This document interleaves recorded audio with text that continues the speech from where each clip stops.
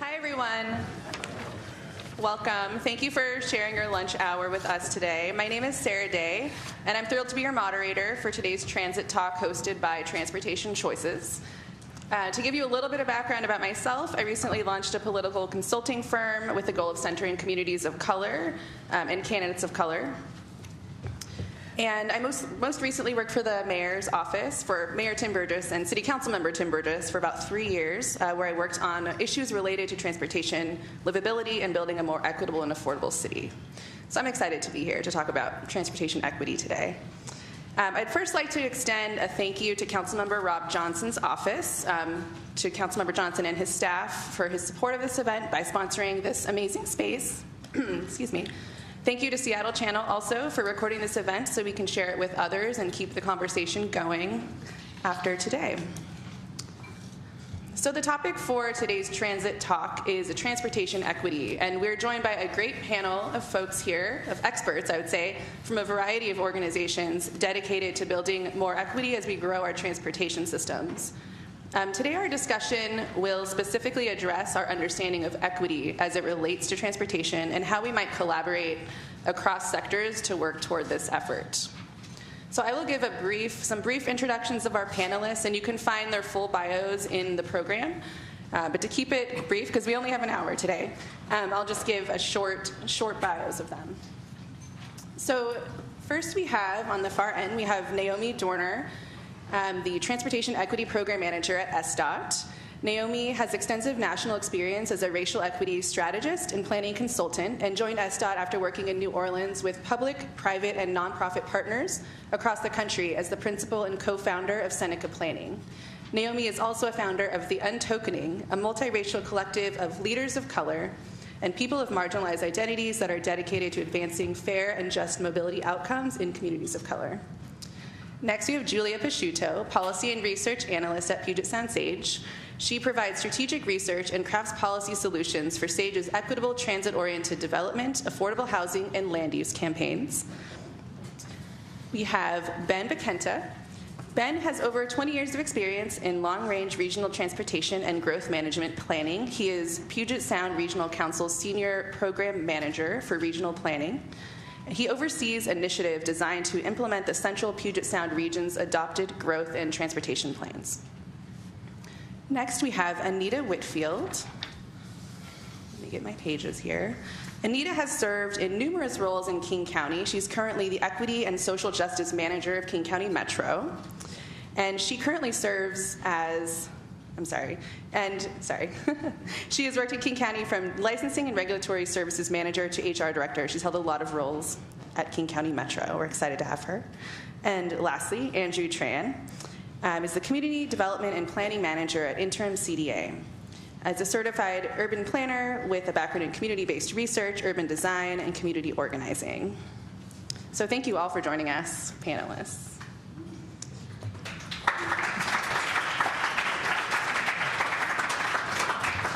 So in terms of housekeeping and the agenda, we'll have a roundtable discussion. This is not a roundtable, but we're going to treat it like one. It's a conversation, really a dialogue. And then we'll have a roundtable discussion for about 30 minutes, and then we will have time for audience questions. So I will give a reminder about halfway through that if you have questions, you should have cards available, and Rachel will be picking them up. Rachel's waving her hand back there. So if you have a question, please write it down and wave down Rachel, and she will bring them up to me, and we'll be able to answer as many questions as we can at the end. They'll last about 15 minutes. So I also wanted to say one last thank you to volunteer Andrew Koved for live tweeting today. You can follow along at Transpo Choices and use the hashtag TransitTalks to add to the conversation and to keep it going, to share your thoughts as well. So we will go ahead and get started with our first question. We'll start with Andrew, and we'll just move down the line for this question.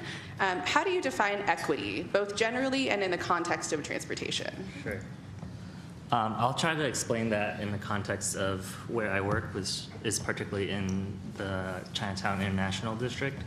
And the way I like to think about it is, what are ways in which we can fully provide self-determination for populations who are most disadvantaged and what are the resources we can equip them with to let them fully reach their cultural expression, the tools they need for economic well-being as well as healthy well-being, but particularly what's at core is the cultural expression which people use at the center of their well-being. I think I'm going to echo some of what you said, particularly about self-determinism. So for me, equity means equity means having an opportunity to thrive, whoever you are and wherever you live.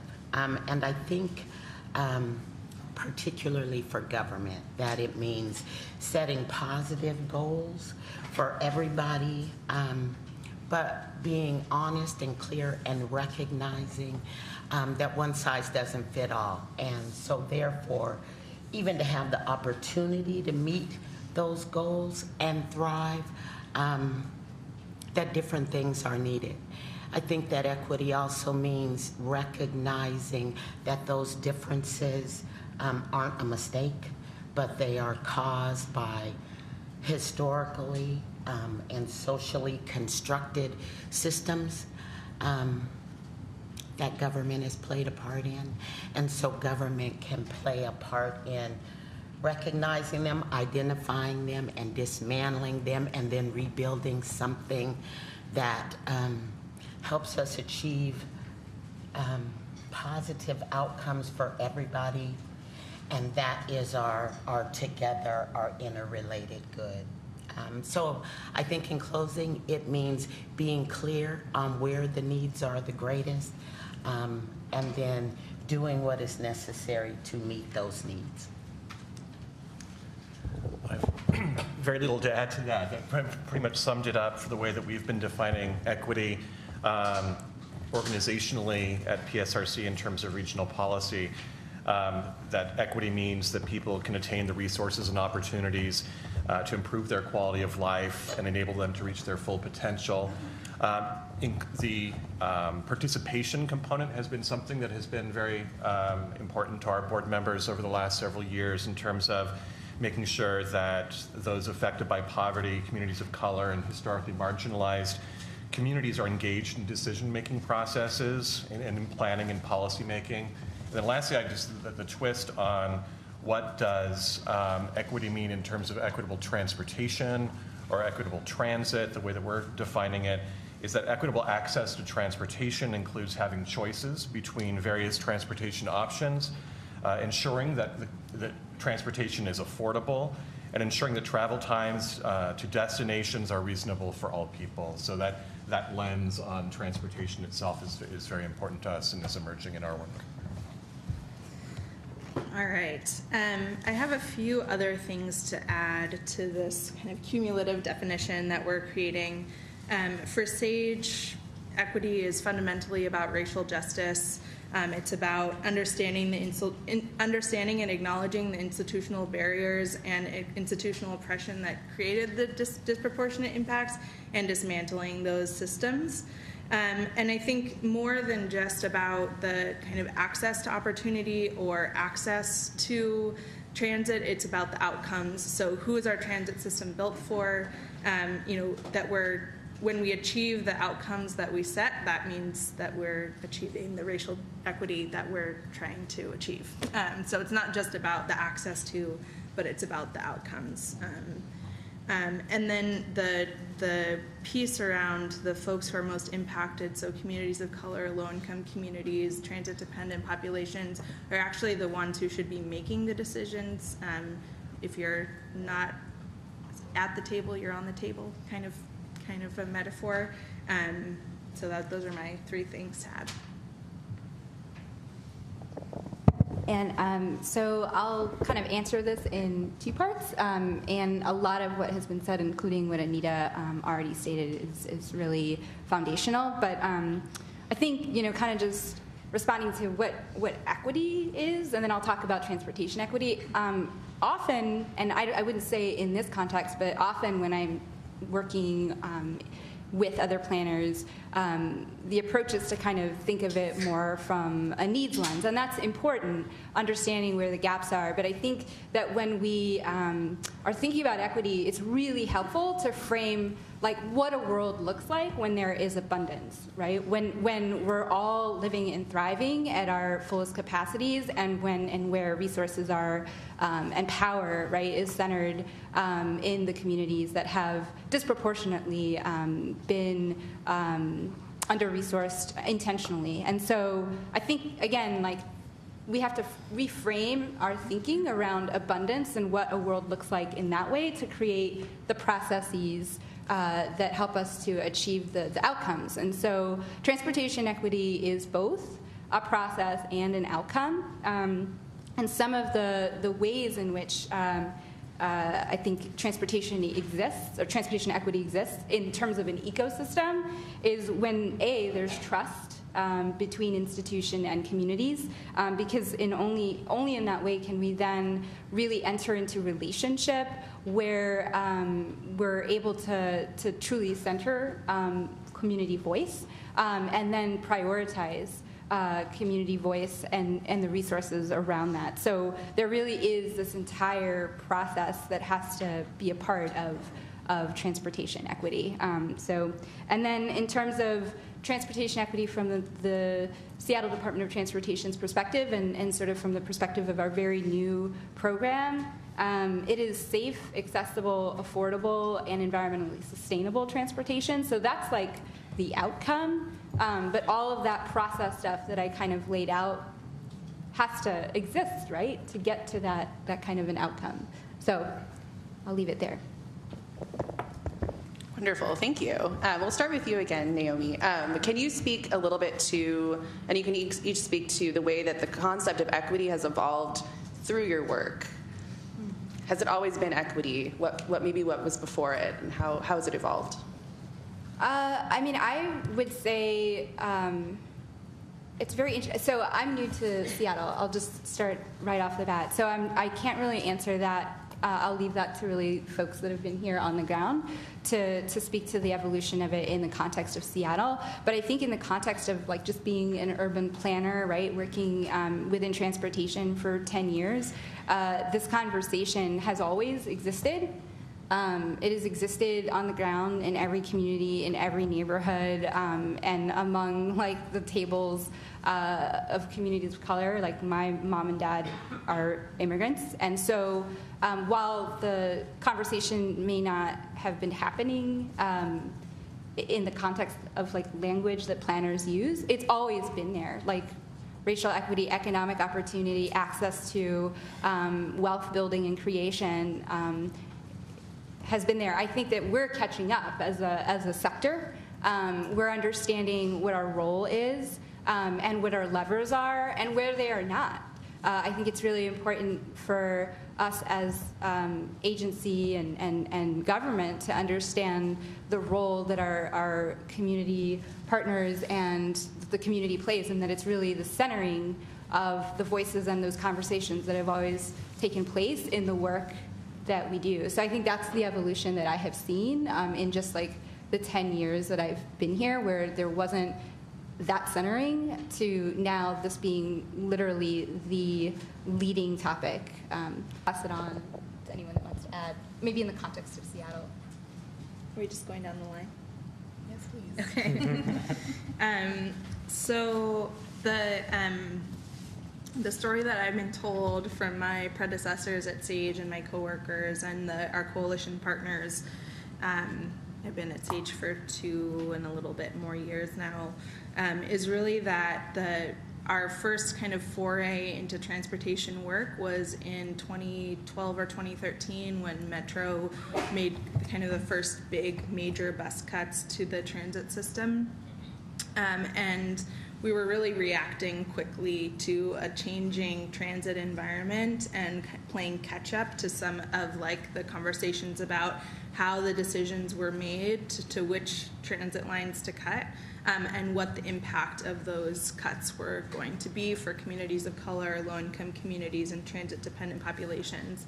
And so one of the resources that we put together, I only brought one copy, and it looks like somebody took it off was a series of maps, basically, that asked the question of, like, who is going to be most impacted by this decision. And so we looked at where transit-dependent populations live, and we asked the question, how long does it take you to get to a hospital on the bus with the like planned cuts? And so there's like a disproportionate impact on communities of color where the proposed cuts were going to go. Same for seniors to get to a senior center, same to get to higher educational facilities, and jobs. And so it was clear to us that the impact of the cuts was disproportionate. And so we then kind of got engaged in the campaign around system planning and how Metro makes decisions about system planning, and decided that we needed to be a lot more proactive rather than reactive. And so we co-founded the Transit for All Coalition, which is Puget Sound Sage, Transportation Choices Coalition, and One America, to kind of build capacity among our community partners. So SAGE is fundamentally, we're a coalition organizing group. We're an intermediary, oftentimes between government and more grassroots community formations. And so we spent the last now 5 years almost kind of building capacity among communities of color, low-income communities, to be able to proactively engage in transportation equity work. We've had campaigns working with the Puget Sound Regional Council when we had a big federal grant where we basically helped the students at Rainier Beach High School with their participatory research project, which then resulted in the free bus pass program for the Rainier Beach High School students. We've been working with Sound Transit for a number of years to ensure that the system design for Sound Transit 3 doesn't both disproportionately impact, but also kind of maximizes benefits to communities of color and low-income communities. And I think that is kind of where the conversation is moving now. The conversation isn't only about minimizing the negative impacts of our transit system, so the displacement impacts,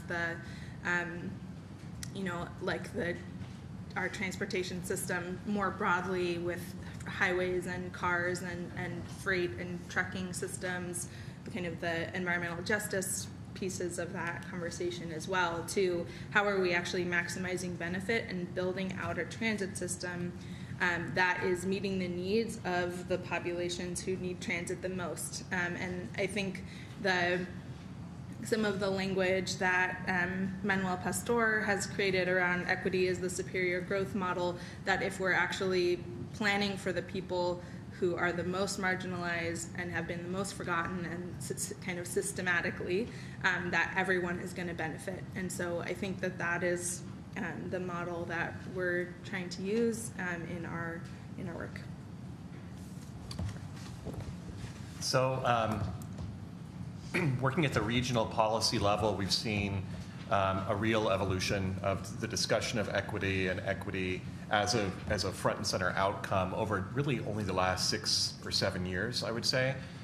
For an organization like the PSRC, which is created by the federal government, funded to do long-range regional planning for metropolitan areas. We were operating from the early, the 90s and 2000s under some executive orders and to do environmental justice analysis. And so initially, that really took place, to be honest, on the margins. It was a supplemental analysis that was usually published along with an environmental impact statement, and looking at sort of negative externalities of transportation is the way it was typically done. And actually looking back, so when we look at, that was the frame that regional policymakers took in looking at equity 10, 15 years ago. And when I look back at some of the actual adopted policies in our long-range policy documents that we enact, there are really only two of our multi-county planning policies directly address equity in some way. And one is entirely framed in the negative. So I'll read it to you, it's quite short. Implement transportation programs and projects in ways that prevent or minimize negative impacts to low-income, minority, and special needs populations. That's a great objective, but it doesn't talk about what you actually want, what outcomes you want that aren't negative. And the other one that's related is ensure mobility choices for people with special transportation needs, including people or persons with disabilities, the elderly, the young, and low-income populations. So again, it's about access. It's not necessarily about the outcomes that you want to provide for people. And that was recognized, I think, as part of that approach to regional planning was recognized at the national level as part of the Sustainable Communities Initiative grant program that Giulia mentioned, and we were lucky enough to get a grant that we did some long-range planning associated with the future transit expansions, primarily the light rail transit corridors in our region. And we started that process out with trying to define equity, trying to define what is equitable development, and to be honest, had some really different ideas about what even the term meant. Was it a financial term? Was it a sub-area equity term? Oftentimes, our region looks at parts, we're the 4-county central Puget Sound area. We look at distributional benefits to Pierce, Kitsap, Snohomish, and King counties. And through the Sustainable Communities Initiative work, we were able to have a wider community conversation about equitable outcomes, about what we want from, how do we leverage these massive public investments we're making and ensure that everyone in the region can benefit from them. And that's helped to frame some more, I think, refined analysis that we're doing for our regional transportation plan, where we look at travel choices and measuring travel choices and outcomes in a very deliberate way that looks at impacts to not only different parts of the region, but different transportation users and different communities. And that took the form of a much more, I think, centered equity analysis as part of the plan. And we're about to launch an update of our primary regional policy document to extend it out to the year 2050. And already, that's Vision 2040 now, it'll be Vision 2050, and already we're hearing from our board members, from members of the community, that equity needs to be a much more centered outcome and policy area within the region's long-range policy documents, that it's not just a side analysis, it's not something that you do after the fact, that it's something that is called out, and that policy document then will have some influence on the way that our member jurisdictions do their planning. There's a sort of a trickle-down effect, but that's how that's evolved from some directives to do some analysis that was done in a very technical way to having broader conversations and then ultimately bringing it in front and center into regional policy, which we're just about to embark on.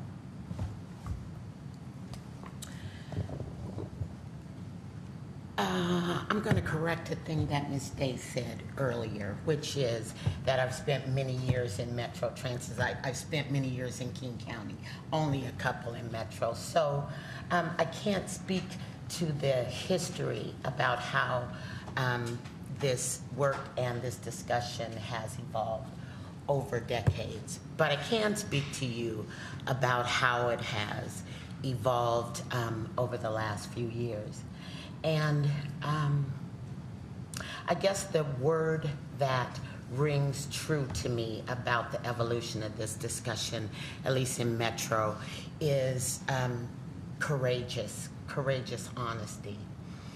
I really come at this work from the people perspective, so I hold a sincere belief that hardwiring and baking in issues of equity and social justice into this work and any work really relies on a few things. People's understanding of our interconnectedness, the fact that we are not having these discussions and making these considerations for somebody else. It is about the framing that you all discussed earlier, and honestly, understanding and caring, right? I think about that when I think about the work, of the capital planners and the service planners and the strategic management and all the way through the organization, including our operators. So that is the lens that I take when I make these comments. I think that there has been an evolution of a discussion that started simply with non-discrimination, right? That was our EEO programs, we still have them, but just stop the discrimination. And I think that from there is a progression to diversity, right? The importance of diversity and how diversity informs our decision making and is good for business. But at that point, I think we were talking about managing diversity as opposed to managing ourselves and our implicit bias and how it plays its way out on a daily basis, decision by decision, and how that comes together to continue to negatively impact people of color and low-income people. So non-discrimination to diversity to inclusion, which I think has come to mean, so diversity means being invited to the party, but inclusion means being asked to dance. I didn't make that up, but I can't remember whose quote it was, but you get the point. So from non-discrimination to diversity to inclusion to equity as a consideration, where I think we start, Ted, to insert issues of power and self-determination and targeted universalism, right? And such things. And now to racial justice. And I gotta say that I am proud and glad to live in a region and to work for a government and a division that's going to be a department, transit, where we have the courage, which is where I started, to even say the words racial justice.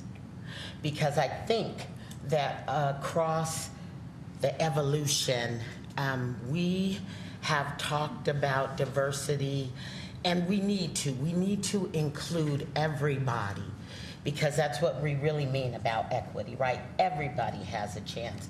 But I fear, because of sometimes a lack of courage, that we have been afraid to say race.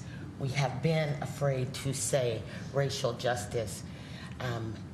Our executive has said that equity and social justice is one of his highest priorities, and that we are leading with racial justice. Why? Because all of the determinants of healthy outcomes point to race as being the biggest determiner of negative outcomes. So from non-discrimination to diversity to inclusion to equity to racial justice, that I think places us in a position to yet again exercise our courage. Because I fear that I know that even though the work has been hard and taken many years to evolve to this point, that we've only just scratched the very tip top of a very deep and dark iceberg. And I also fear that it is at this point when we are talking about power and privilege and systems that have historically marginalized some and benefited others, this is where we get that pushback, right? It is a system we make progress, then there's pushback, right? And so I believe that we are making just that progress that will fuel just that pushback.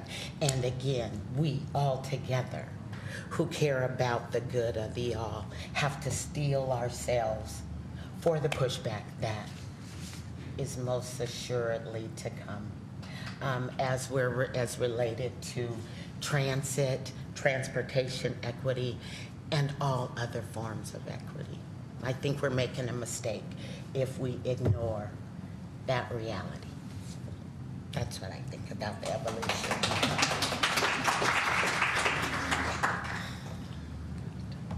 So I'll just echo a little bit of what I heard from Giulia and from Anita. And one of the things to think about is, from my perspective, transportation equity has looked more and more at what are the socioeconomic factors that we can look at to help us understand areas of focus for equity, and then how do we increase the participation of those communities. But when we think about participation and we invite those communities to the table, when you invite people to the table, that's not the same as them creating the tables for themselves. There's a power dynamic that I think we need to look at. And I think that's how the definition of equity has changed, is that there's a lot of more proactive community-driven versus community-based approaches that we are starting to see, some of which Giulia has mentioned. And there's also increasing community-driven initiatives that myself and Giulia are part of.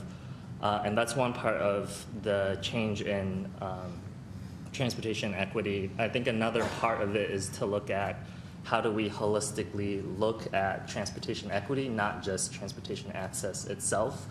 And for my community, it's essentially looking at things like how do we preserve and create affordable housing when we are looking at transportation access outcomes?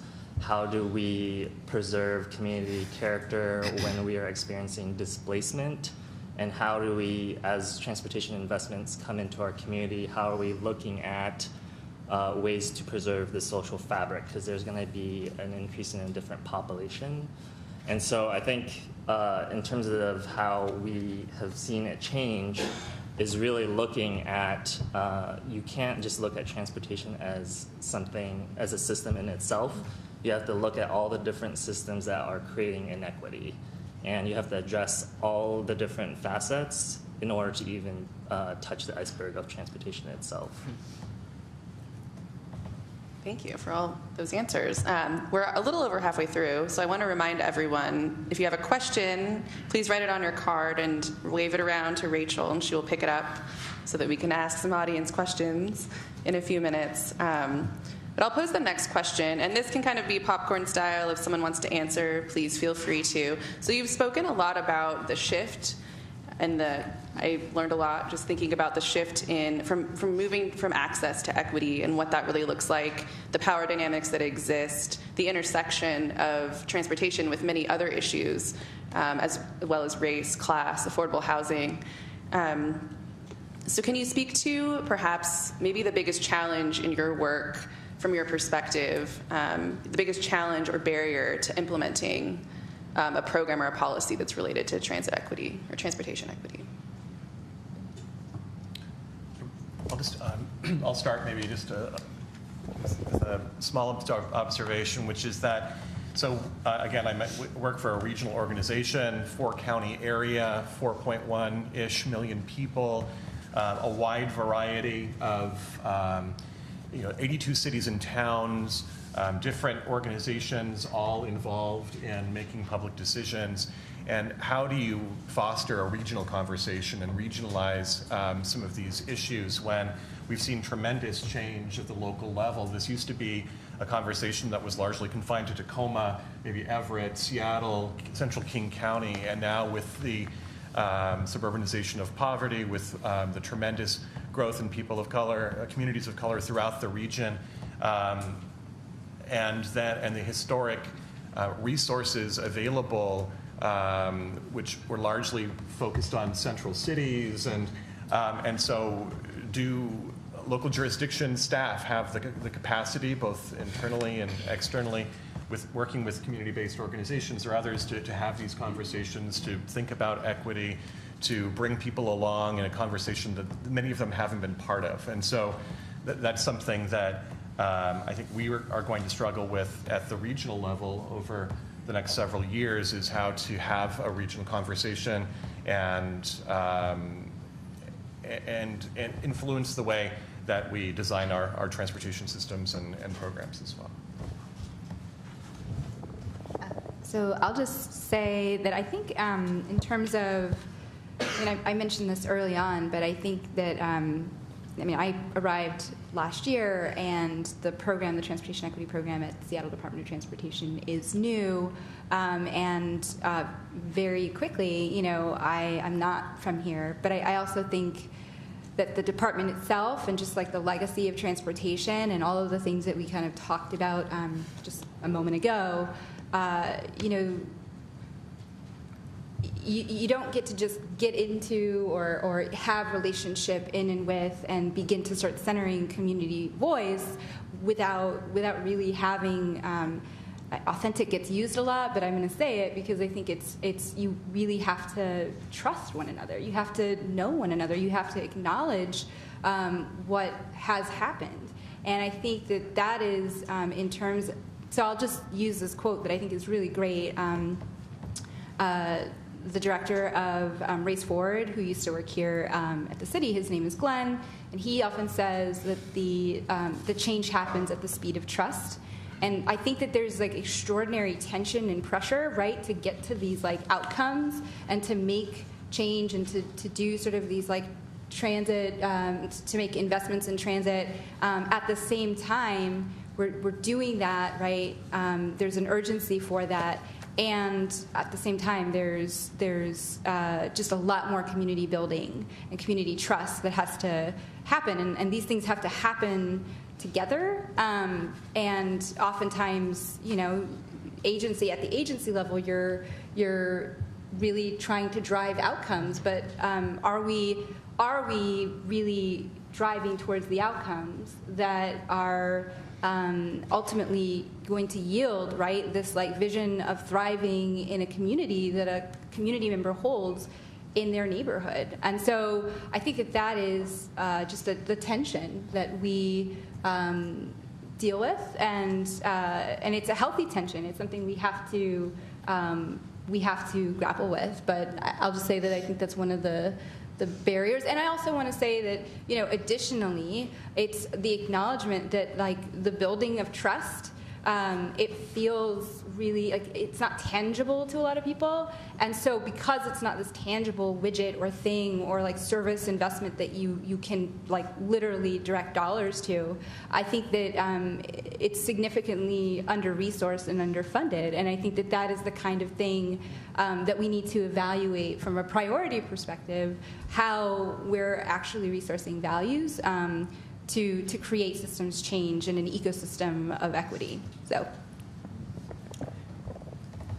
I guess I want to say I really appreciate Naomi, what she just said about building trust with communities when it's not what we think of as tangibly measurable, but critical, right? I think that one way to begin to do that is to begin to look like the very communities that we are saying that we need to partner with, right? That is, in my opinion, a key piece. And then secondly, as Naomi mentioned, I think a key area is how we outreach. At Metro, we're trying to do a lot around transcreation into Spanish and other languages, because if we can't communicate, then that is also going to take away the trust that we are trying to build. So doing some transcreation with Spanish, Somali, and Vietnamese, that shows some respect in itself, right? So that a native speaker helps us to translate in a way that makes sense to the community. I'm going to say that for us, so I echo everything Naomi said, and I'm going to say that for us, another challenge is, I will call it equity impact review, right? Really, what does that review look like? We're trying to determine what the outcomes should be and impact it. And so what are those measures? Andrew's point about not just looking at one part, transit or transportation, but connecting it with housing and education. I think that that is also a critical area. So we have many, I think, but that's what I would say. Great. Did you want to add anything? Okay, so I think we'll move. I have one to add. Sure. That hasn't been said yet. Okay. So I think that the piece that feels tricky to me is around accountability, and I think, Anita, you were just kind of briefly mentioning like how we use metrics to measure our success, but that the best way to have strong accountability to especially our equity outcomes, I think like good policy doesn't necessarily replace power building and movement building. That becomes the pressure on decision makers to stay accountable to those goals. And so I think that kind of figuring out how as agencies you're supporting and resourcing the organizing on the ground, and you're not afraid that that organizing comes back to say you didn't do what we wanted you to do. Because I think that ultimately it's going to get us to the best solutions. Great, thank you. So we're going to move to the audience questions. We have about 12 minutes left. So 2 questions came up around this, so I think it's really important to pose this question. And if each of you will answer it kind of briefly, that would be awesome. Because this is posed to the whole panel. So what have you done in your work, whether it's an organization or an agency, what have you done to include people with disabilities in your equity work? And anyone can start. So I would say that as part of the long-range regional plan that we develop, we create a coordinated transit human services transportation plan that is focused on the transportation needs of people with disabilities.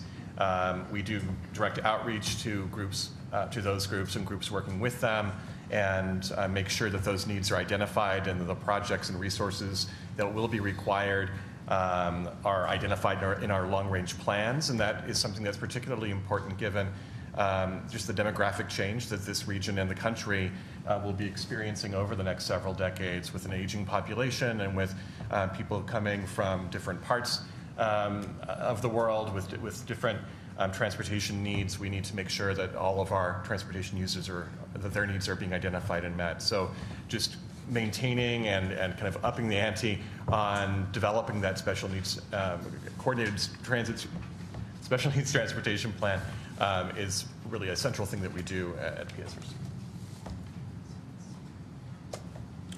We provide a variety of services to people.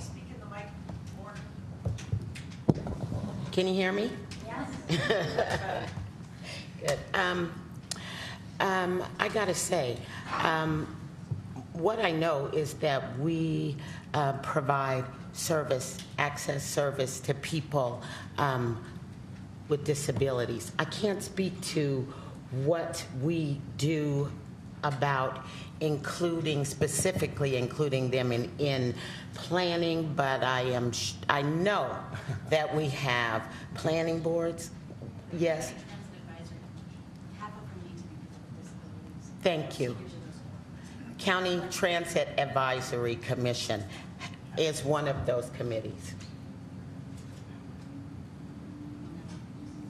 Thank you, my colleagues.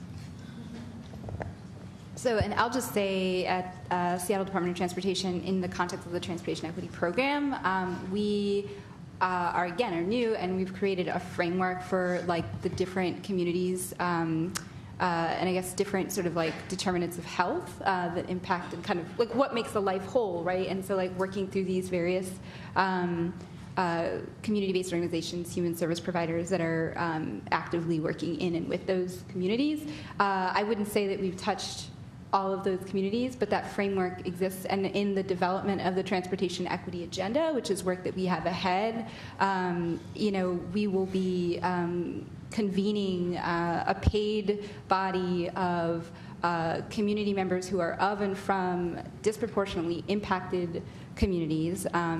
And we are taking a racial justice approach because we understand a racial equity and racial justice approach because we understand that, like, if you cross race across every measure, every identity, not often, but this is the community that is most disproportionately impacted, including those who have disabilities.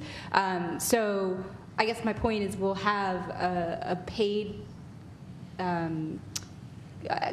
body of community experts who'll be guiding the transportation equity agenda process. So that's something that's coming ahead, but I can definitely say that as the strategic advisor for transportation equity within the department, there are a couple of different initiatives, including the bike share program that is currently in the process of gaining input on the bike share program as it becomes a program. It's currently a pilot, and it will become a permanent pilot or permanent program soon. So I've been able to provide some input on, advisement, I guess, to the program manager for what that engagement looks like.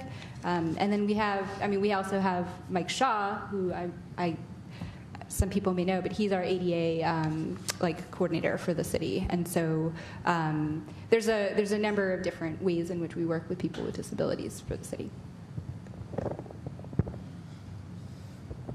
I appreciate that question. It feels like a call in rather than a call out. I think it's a growing edge for SAGE. We don't explicitly, I think Naomi did a good job of kind of talking about the explicit focus on race. For us, and I think increasingly the folks we're working with who are aging or who have other disabilities need to be focused in all of the work that we do. I'll say that in our one of the flyers that I brought is for our Graham Street community-driven planning process, which is focused around creating an anti-displacement strategy for the Graham Street infill light rail station, that we have a number of participants who have brought forward some of the access issues to crossing the light rail and some of the safety issues for folks with disabilities in that space. So it's pushing us. When you have folks who that is their life experience participating in the conversation and leading and making decisions about priorities, then those things are going to turn out in your outcomes as well.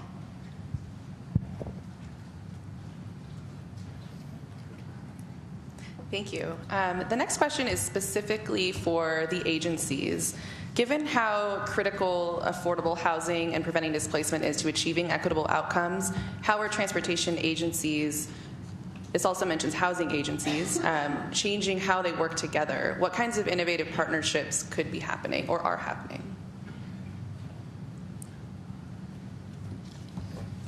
Well, I'll just say, and we'll go down the line. I think it's a huge opportunity area. I think we understand the intersections of this because as we've already kind of mentioned, I think Andrew noted it earlier. When you make these capital investments, right, then the values of property, and that tends to be, by the way, an equity a metric of success. And so, how does that potentially conflict, right, with the sort of equity indicators, particularly around preserving affordable housing and keeping affordable housing available. So I think this is a huge opportunity area, and I would say, through the Transportation Equity Program at the city and working with, some of you may know, Uba Gardiar, she's the program manager for the Equitable Development Initiative, really thinking through what are strategies, what are ways that we can be better working together. I wouldn't say that we have fleshed those out, but I would say that we recognize that it's an opportunity area for us. I just mentioned that there are, over the last 7 years or so, there's been increasing attention that I've seen from several transportation agencies to really focusing their other resources to make sure they're leveraging transportation investments. And so there are a number of them. One is that Sound Transit in ST3 is part of the authorizing legislation. They have a specific affordable housing mandate now to make sure that they're surplusing property and working with community-based organizations and other housing providers to help facilitate the development of affordable housing associated with those station areas. And that's a new role for them, a new set of relationships, a new mandate. And it's not happening just at Sound Transit. The City of Seattle and King County, and then even an East Side organization, a community Arch, which works with East Side, King County community jurisdictions to help develop affordable housing, all invested in a regional equitable development initiative fund, a revolving loan fund, which is specifically designed to help acquire and hold at low cost properties, real estate associated with not just light rail station areas, but also BRT and ferry station areas and other high capacity transit to try to really get a hold of that long development timeline that we face, housing developers face when trying to develop affordable housing. King County has also directed some of its hotel motel tax bond capacity to specifically also develop affordable housing associated specifically with high capacity transit. So just seeing throughout the region much more attention to that interrelationship of the transportation investment and the housing development, and how the two, transportation, if you can minimize transportation costs, you can really help with that overall housing cost burden. And that's something that agencies and governments are actively doing now that they weren't doing 5-10 years ago. And it's a recognition of the increasingly strained resources at, I think, the local jurisdiction level, but also that our families and households are feeling right now. So it's really promising and encouraging to see that coordination and joint investment and working together to make sure we're getting the most out of these really important investments we're making throughout the region. Wonderful. So we just have a few more minutes left. So I'd love to give everyone an opportunity to maybe share a final thought on how you see your agency or your organization's work perhaps collaborating with another, because there's a variety of kind of folks represented here. What do you see as one thing you might do with your organization to collaborate kind of across agencies? Well, one thing I mentioned this to Naomi at the beginning of before we started today, that just recently someone from the City of Seattle, from SDOT, had reached out to other transportation agencies, people working on equity issues or interested in them, to begin at least meeting jointly and sharing what we're doing, sharing resources if possible, and just to learn from one another about what our priorities are and what projects we have upcoming, and even that simple coordination of meeting maybe quarterly or something to understand what sometimes large organizations are doing that may not know what others are actively involved in, that would be something that would be really valuable. And simply knowing one another and working with one another, we look forward to that partnership. I guess that I would end with some words from Transit's general manager, Rob Gannon. He recently participated as a founding member in a local chapter of COMPTO, the Committee for Minority Transportation Officials. And what he said in that inaugural event was this. He said, I am suggesting, arguing, urging that we attempt to do what no single agency, no government or company or student group or labor union can do on its own.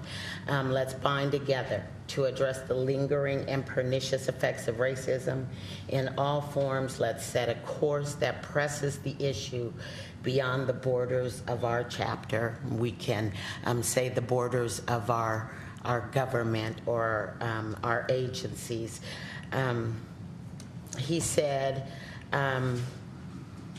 let's accept the premise that access to transportation is a human right, and let us never forget that when we don't intentionally, deliberately, and proactively include, then we unintentionally exclude, and the damage is more ever difficult to undo. So, not pointing out a specific thing, but a philosophy that has us working across and outside of our internal and external silos to make the change we all seek.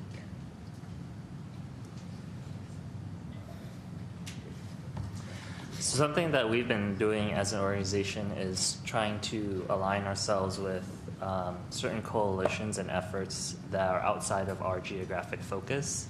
And one of the strategies or reasonings for that is a lot of times we get caught up with knowing what we know, but we also know that we have to challenge ourselves to expand those things that we don't know and things that might impact other communities that eventually will become not just a local but regional issue.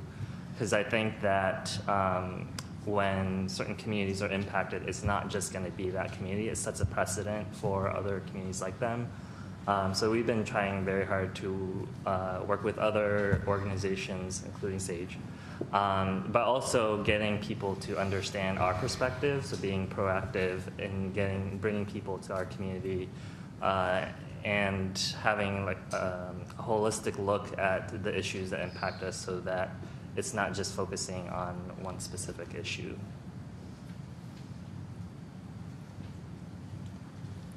I don't really have a whole lot to add. Everyone said some really great things. I would just like to, I guess, when I think about this work and the question that came right before this, I really think that in addition to coordination and in addition to centering and aligning with our community partners, we really do need a holistic, like, equitable development strategy for the region. And it takes a lot of partners, a lot more than that are here, including our affordable housing.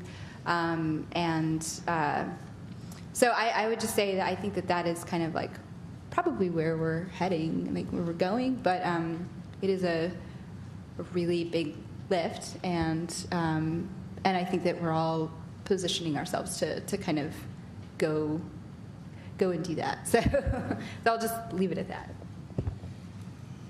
I don't really have very much to add either. I think, many of us already are in collaboration or at least meeting on a regular basis. But I think that the earlier and the more frequently we're able to know what's coming down the pipeline, kind of the political, the policy conversations that are happening, the more time that we have to prepare and react, and then the more opportunities that local governments are helping to create space for community-driven solutions, that it's not just things coming down, but that there's a kind of free flow of information and the space within government to accept those community-driven solutions, the better outcomes that we're going to reach. Great. Thank you all so much for being here today and sharing your thoughts.